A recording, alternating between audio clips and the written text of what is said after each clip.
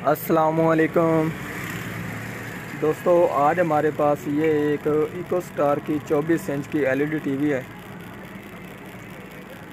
इसमें प्रॉब्लम ये है कि जब भी हम इसको पावर देते हैं तो उस वक्त इसकी जो स्क्रीन है इसमें भी अगर पिक्चर डाली जाए तो पिक्चर बिल्कुल ठीक आती है और आहिस्ता आहिस्ता पिक्चर भी चली जाती है। और उसके बाद ये आप इसका साउंड दे सकते हैं, आवाज़ आना शुरू हो जाती है। तो अब हम इसको दोबारा ऑन ऑफ करने की कोशिश करते हैं, फिर देखते हैं कि पिक्चर आती है कि नहीं आती। ये आप देख सकते हैं, अब इसका जो आवाज़ है वो भी ख़त्म हो चुकी है।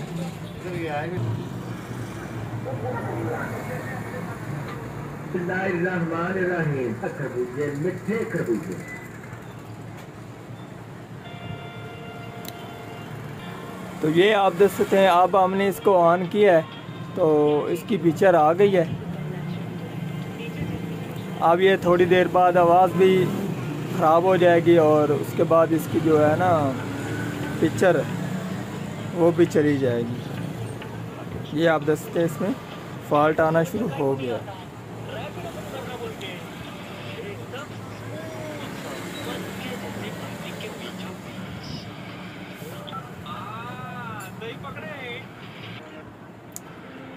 ये आप देख सकते हैं, इस तरह का ये फॉल्ट शो करा। अब इसने पिक्चर गायब करना भी शुरू कर लेंगे। ये आप देख सकते हैं, अब इसकी जो साउंड है वो ख़राब होना शुरू हो गया और पिक्चर ये जाना शुरू हो गई।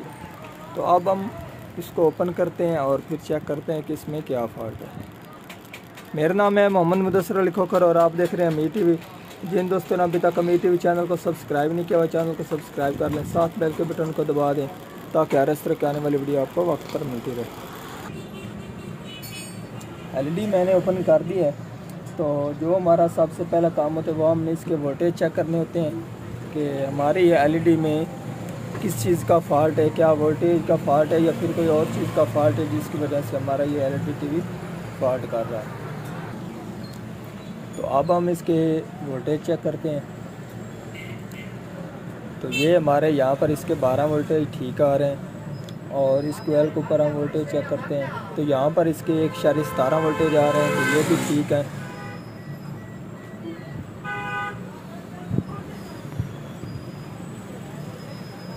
यहाँ पर इसके 1.17 वोल्टेज आ रहे हैं, ये भी ठीक है।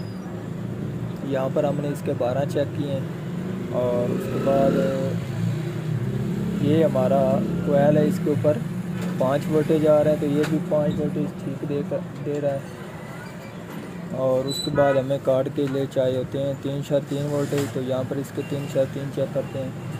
तो ये आप देख सकते हैं, इसके 3 इशारे यहाँ पर चाहिए थे हमें, तो यहाँ पर इसके आ रहे हैं 5 वोल्टेज, जिसकी वजह से हमारा ये कार्ड फॉल्ट कर रहा है। तो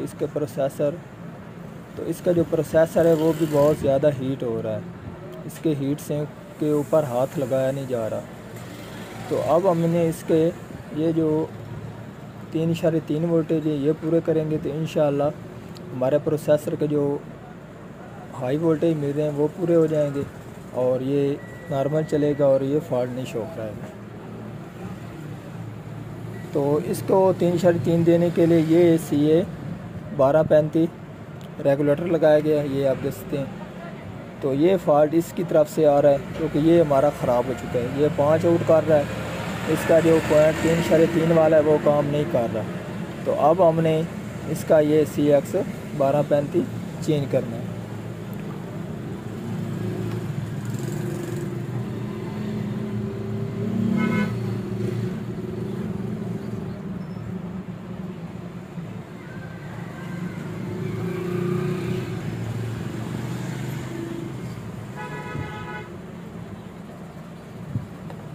अब मार्केट में एक नई चिप आई है, इसका नाम थोड़ा सा चेंज कर दिया गया है, ये गोल्ड 61G है, ठीक है जी। तो इसके लगाने का जो तरीक़ेकार होता है वो मैं आपको बता देता हूँ। तो हमने जो इसको वोल्टेज देने होते हैं वो हमने इसको इन वोल्टेज कराने होते हैं। यहाँ पर नेगेटिव और यहाँ पर पॉजिटिव। तो हमने इसको देने होते हैं 12 वोल्टेज। और इससे आगे जो हम आउट लिख सकते हैं, ये आप देख सकते हैं यहाँ पर उन्होंने प्रिंट भी कर दिया है कि आप इसको जो इन वोल्टेज कर सकते हैं 5 से 15 वोल्टेज तक कर सकते हैं। तो अब हमने इसको इन करने हैं 12 वोल्टेज पॉजिटिव और यहाँ पर नेगेटिव। जो अब हमने जो हमें चाहिए वोल्टेज, तो उसके लिए हमने जो इसका ये पॉइंट है इनको हमने शॉर्ट करना होता है। अगर हमें 1.5 वोल्टेज चाहिए तो फिर हमने इसका ये पॉइंट आपस में मिला देना है, 1.5 यहाँ पर आउट आ जाएंगे। ठीक है जी। तो अगर हमें 1.8 चाहिए तो इसको पॉइंट शॉर्ट करेंगे, अगर 3.3 चाहिए तो इस पॉइंट को शॉर्ट करेंगे। ठीक है जी। तो अब हम इसको लगाते हैं। तो ये आप देख सकते हमें चाहिए 3.3, तो उसके लिए इसका ये पॉइंट है, तो इसको हमने शॉर्ट कर दिया।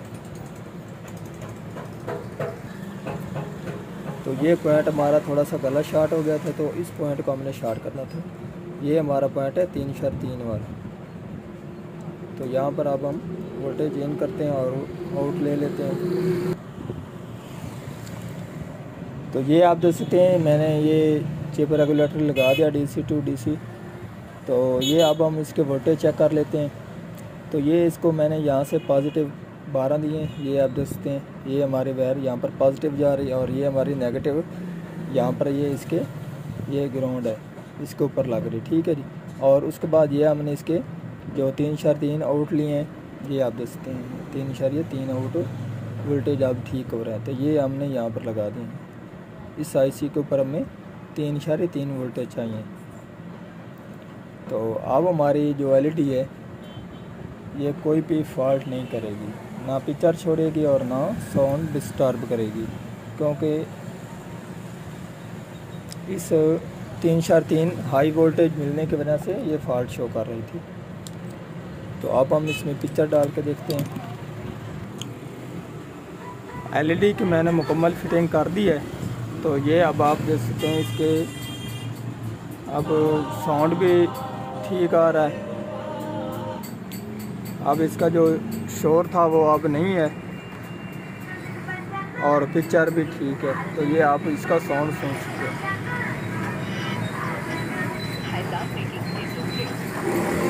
तो आज की हमारी ये वाली वीडियो अगर पसंद आई हो तो लाइक कीजिए और ज़्यादा से ज़्यादा दोस्तों को शेयर कीजिए।